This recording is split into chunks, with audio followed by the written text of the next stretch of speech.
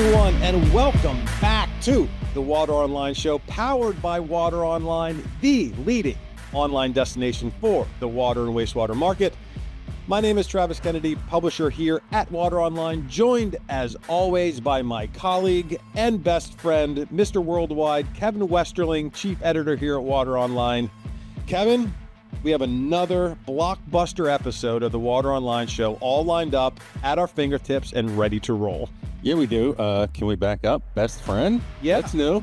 Well, I love it. Well, hey, right back at you, buddy. We've been working together for so long, I kind of feel like it's just mandatory at this point that we classify ourselves as each other's best friend. Well, I'm always happy to be with you. This is the favorite part of my job.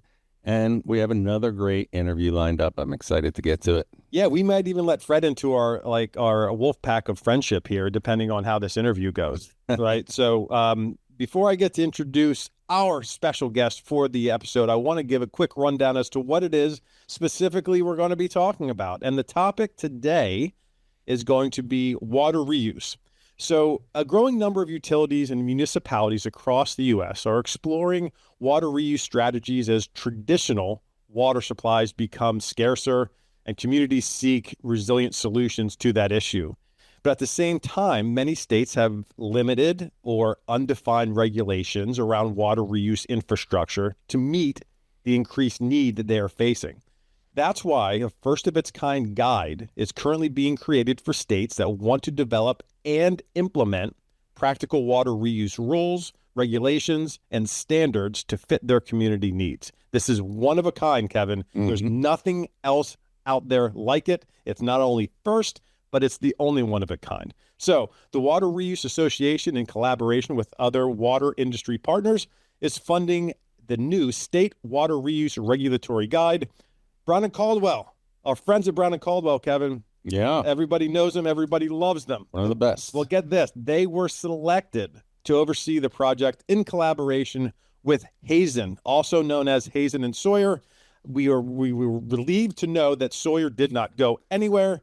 They are just referring to themselves on occasion as Hazen, and we are A-OK with that. So in collaboration with Hazen and Sawyer, drawing on both firms' expertise in working on various water reuse projects and engaging in regulatory agencies to permit reuse programs. So here to tell us more is none other than Fred Gerringer, Brown and Caldwell's Water Reuse National Practice Leader. Fred, welcome to the Water Online Show. Hey, Fred. Thank you. Thank you, Kevin. Thank you, Travis. So first question always goes back to why, the why behind this. So what drove the need for a water reuse regulatory guide for the 50 states? Yeah, it's a great question. And I think it goes back to some of the things that you touched on there in your introduction. And really goes back to the WateReuse Association. So they're huge advocate for water reuse across the country. And they were made up of multiple sections across the country, typically state sections. Some of these combine some states together, but they were hearing a need from their state sections who were looking for guidance on how to promulgate regulations at the state level and how to support that process. And so water reuse started reaching out to others who could support them. And as you mentioned, there are partner agencies in this project: the American Water Works Association, the Association of Metropolitan Water Agencies, the National Association of Clean Water Agencies, and the Water Environment Federation all got together to create this project. Those are heavy hitters. Before you go any further, Fred, those are some pretty heavy hitters there, man. That is the who's who of agencies and being able to develop any kind of regulation, how-to instruction manual as it relates to something like water reuse. So you just rattled off some real big cleanup hitters there. Yeah, and I think that shows the kind of profile of this effort and really the depth of the need for it, right? Because exactly, you're able to get together those organizations that everybody knows about to support this effort. And so, the WateReuse Association got together with them, and, they recognize the growing interest in developing or refining existing regulations around the state or around the country regarding water reuse. And there's some particular challenges to that because water reuse is is really regulated at the state level, unlike, wastewater and drinking water, where those regulations kind of come top down and then states do things a little differently. When water reuse, it's really the states on their own having to develop these regulations. That's really kind this guide will really help with that. That's really kind of crazy when you think about it, right? That as it relates to reuse specifically, that is mostly coming from the states. Whereas you're right, a lot of other regulations, and let's come right out and say it, the water and wastewater industry is heavily regulated, comes down from a federal level and then goes downhill from there. Downhill in terms of going to the states and then to the local communities. But we got you. Yeah, all right, good. I just wanted to clarify. But it is kind of a one-off here where it relates to water reuse specifically, and those standards and regulations coming from the states. So I just find that to be sort of a break from the norm and just increases the need for what it is that you're doing. Yeah, and it sort of begs the question. I mean, like this is obviously much needed, and water reuse is kind of new, but not that new. It's almost surprising that we don't have more kind of the type of thing you're doing now. It's surprising that this hasn't been done before, and it's so needed. But what have they been doing like up until now? I know you said it's state by state, but what information or guidance have these state regulators and practitioners been using?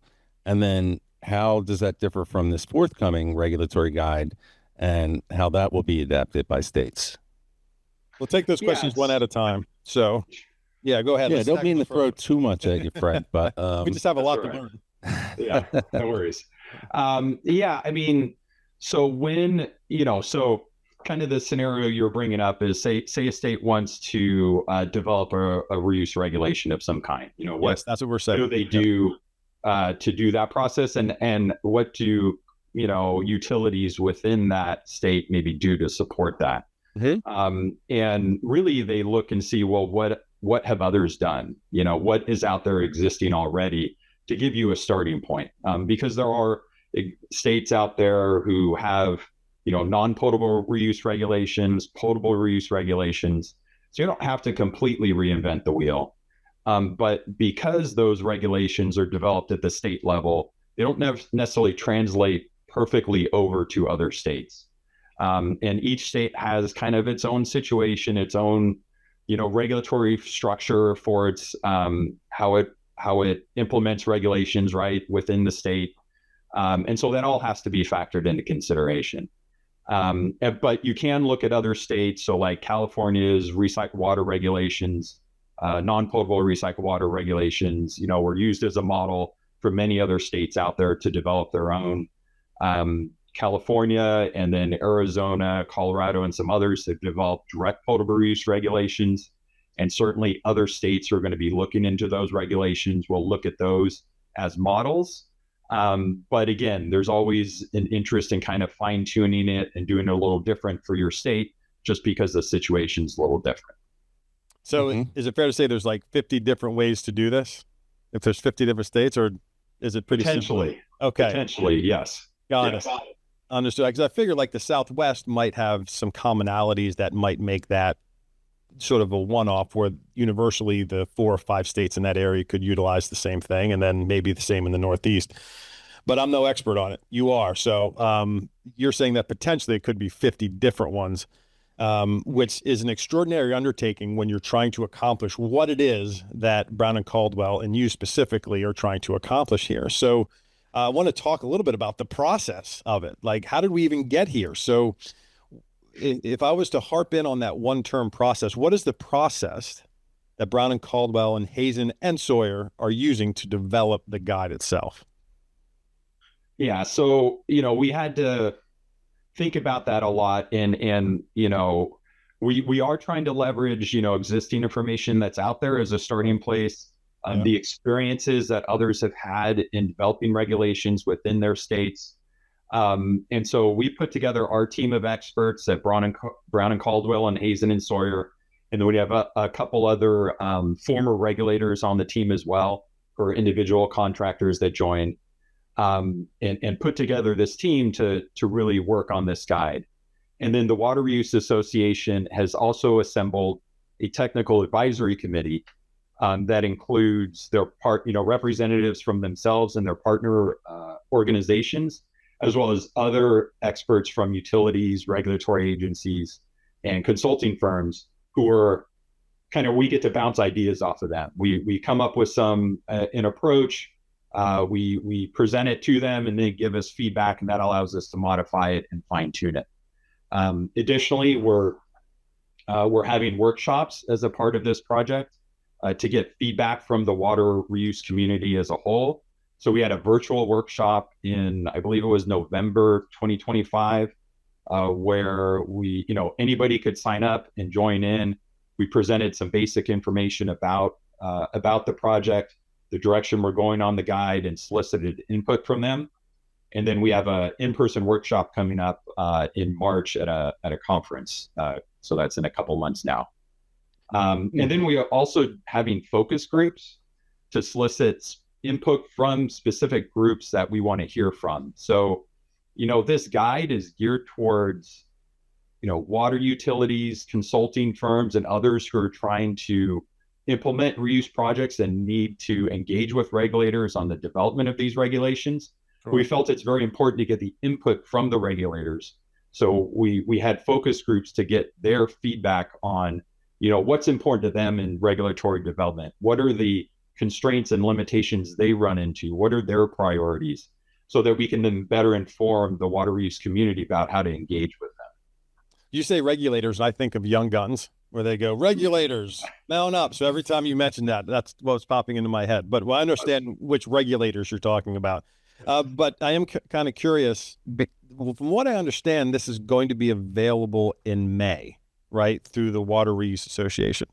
So I'm curious about milestones between now, when we're coming at the audience here in the early parts of 2026. So any upcoming milestones before the guide is expected to be available in May?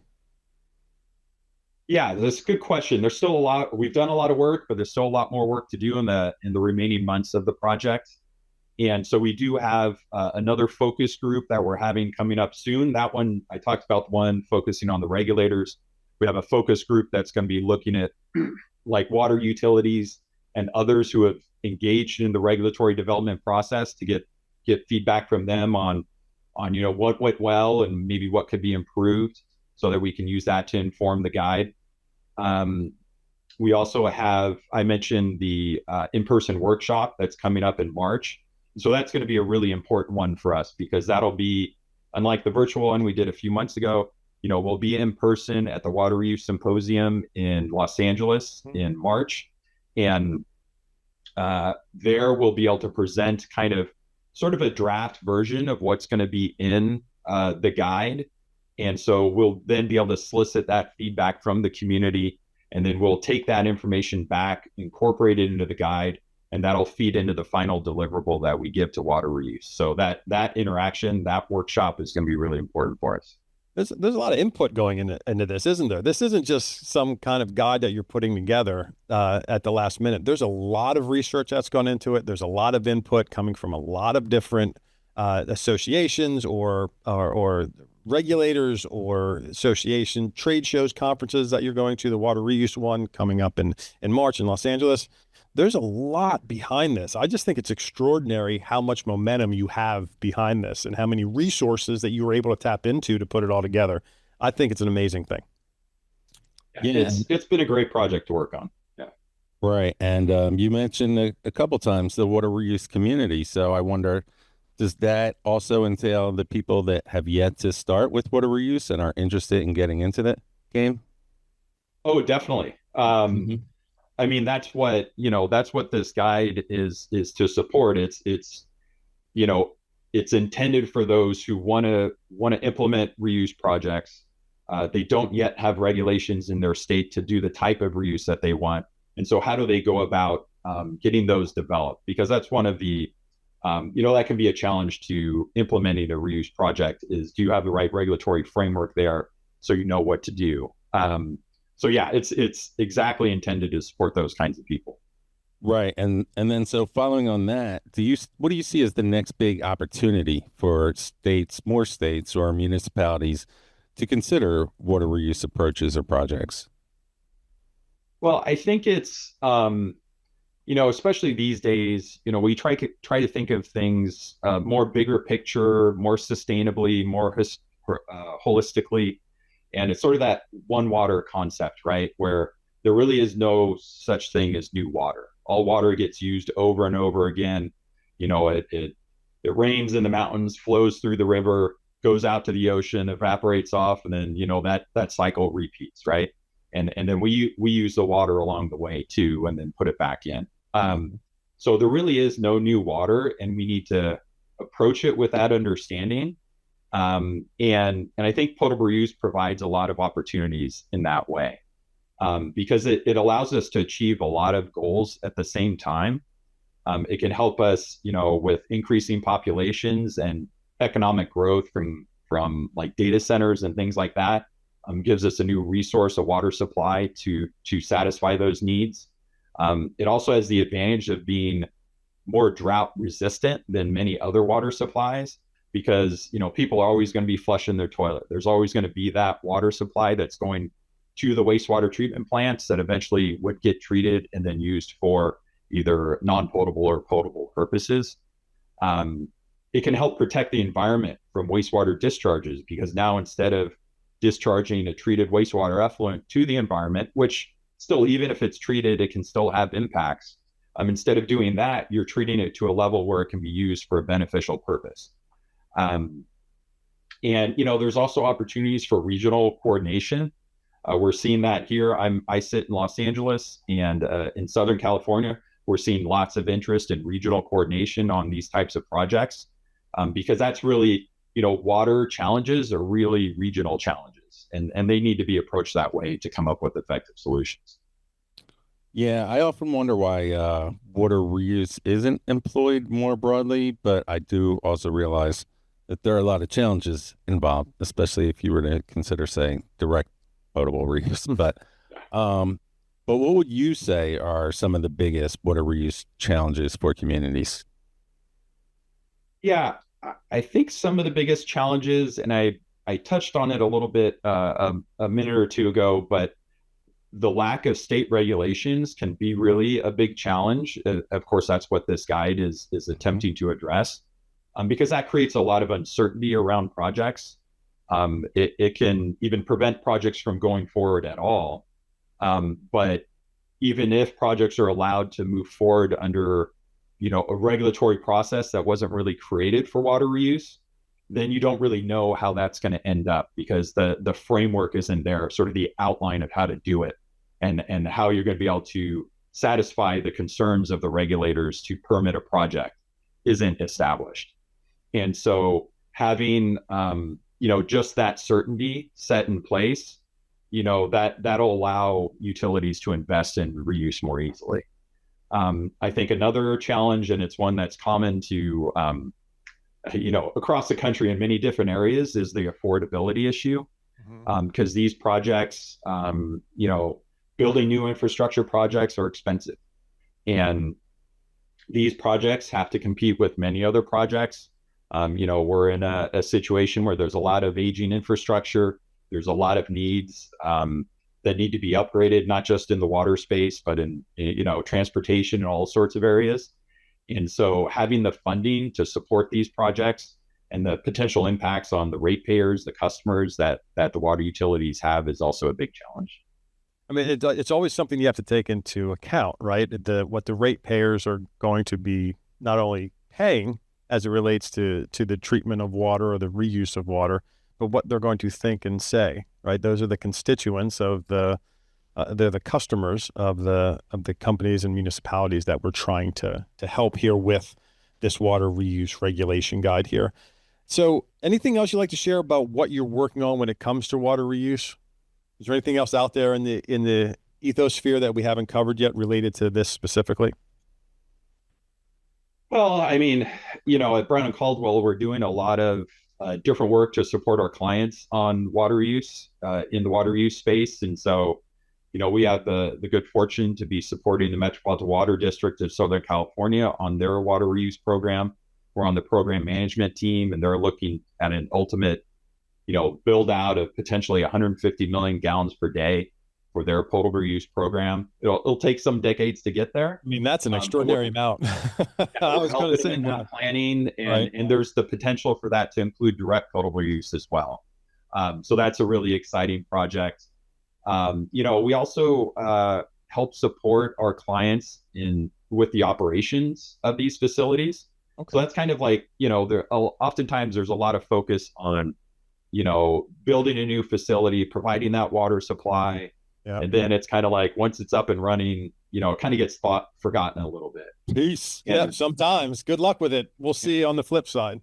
Exactly. And there's a lot of need from clients for that ongoing support, especially with, these, particularly when you're talking about potable use, these use technologies that are less common.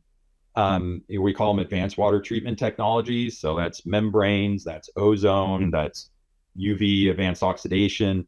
And those are just different than kind of traditional treatment systems.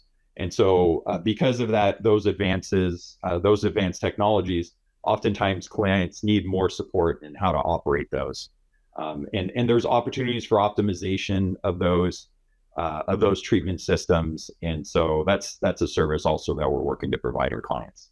A lot going on there. And I'm curious, we always end a segment like this with this question.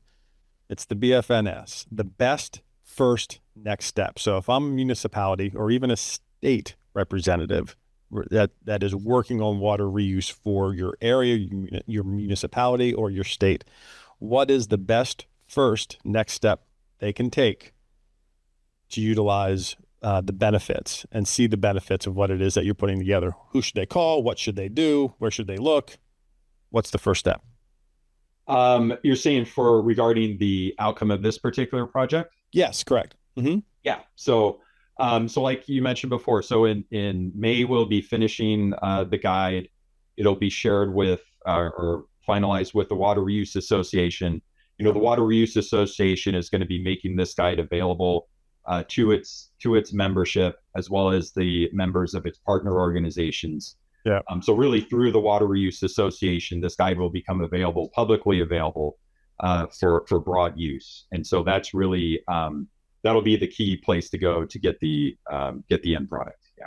Excellent. So for all of you out there listening, the WateReuse Association will, at least as it stands right now, have available the State Water Reuse Regulatory Guide, available sometime in May, but more information on that to come. And we'll be reporting on it, of course. Of course we will. Yeah, it's not going to cross our desk and not get out to you, the users, the listeners, the viewers out there in the Water Online universe. Fred Gerringer, I want to thank you for spending your time here with us. And on behalf of Kevin and I, we really appreciate all of the information that you shared specific to this very important project that's taking place right now. And it's going to be of tremendous benefit to the industry. So thank you very much. Well, thank you, Travis. Thanks, Kevin. Of course. And for all of you out there, our listeners, our viewers, we thank you for spending your time here with us. On behalf of Kevin and I, we want to wish you well. Have a great day, and we will see you next time.